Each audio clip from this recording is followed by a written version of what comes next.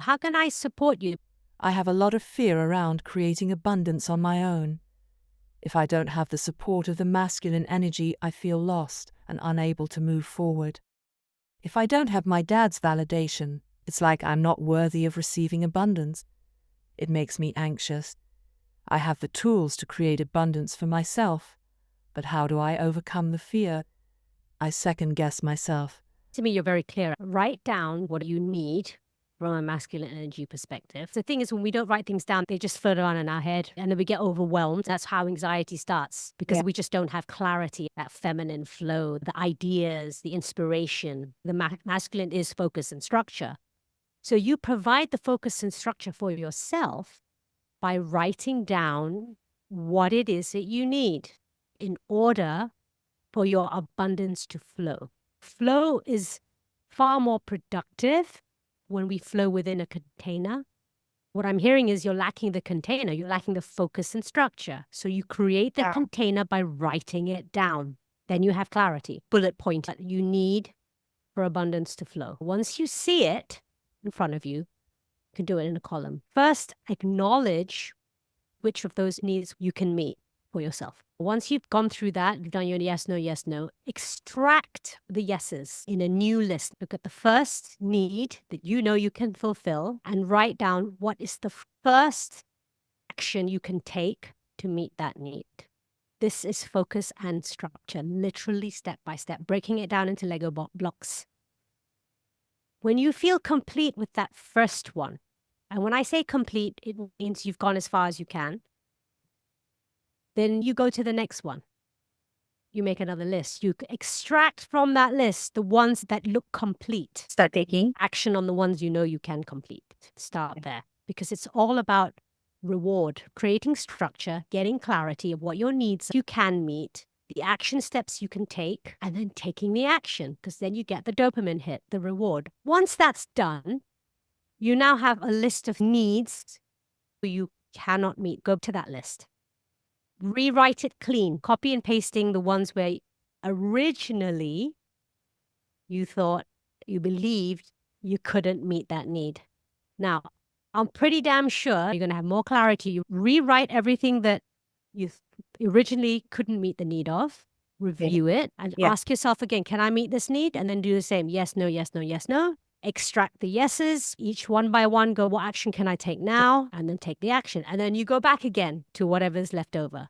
Now, all that being said, when we get to the level where you have a final list of all the things you feel you cannot meet the need of, now you know what to ask for. You have clarity as to what kind of support you need. A better idea of who to go to. Oh, a digital marketer.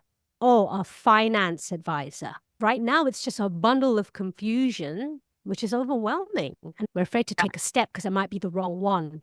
So the practice here is to get clarity on what you can do and do that first.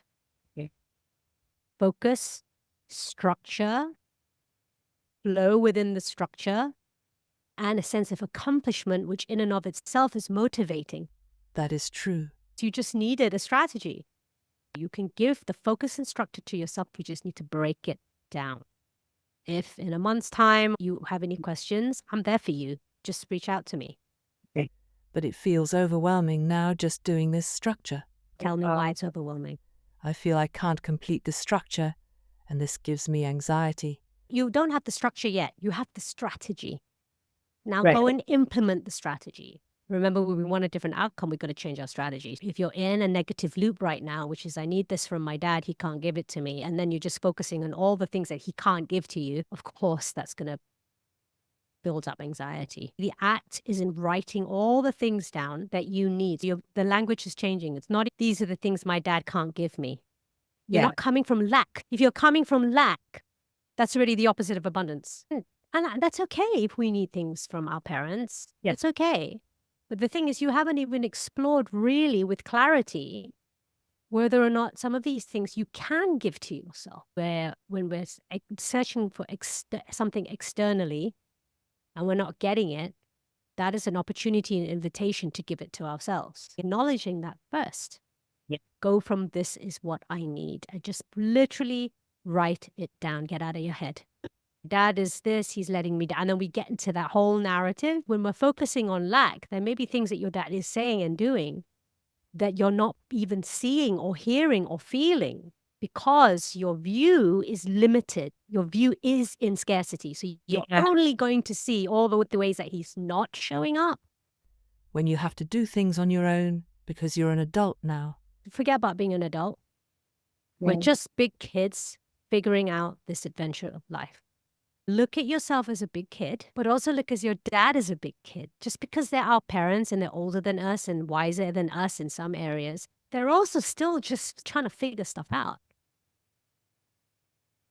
And if dad can't give it, then there's going to be somebody out there that can. Start with getting clear on the needs that you can meet for yourself. As a big kid, you start to see yourself, you start to acknowledge yourself.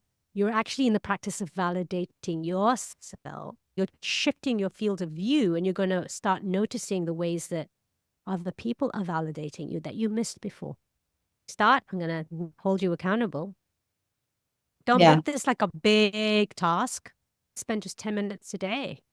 Journal it, just write it down. What's the first few things that come up? Write it down.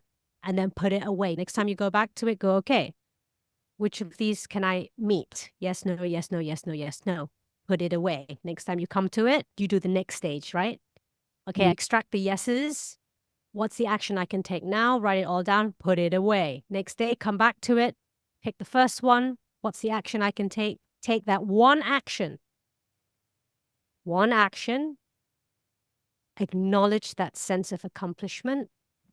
Take your time because you've spent days, weeks, months, years in scarcity, and you want to entrain. You're teaching yourself, and the best way we teach ourselves is by doing, and by doing in small steps, giving your body the space to take it in, to integrate it, stage by stage, little snippets. You're moving from the doing to actually being. You're literally rewiring every cell in your body. You're going to start tomorrow, but you're going to start with the first step only, and you're going to give yourself a time.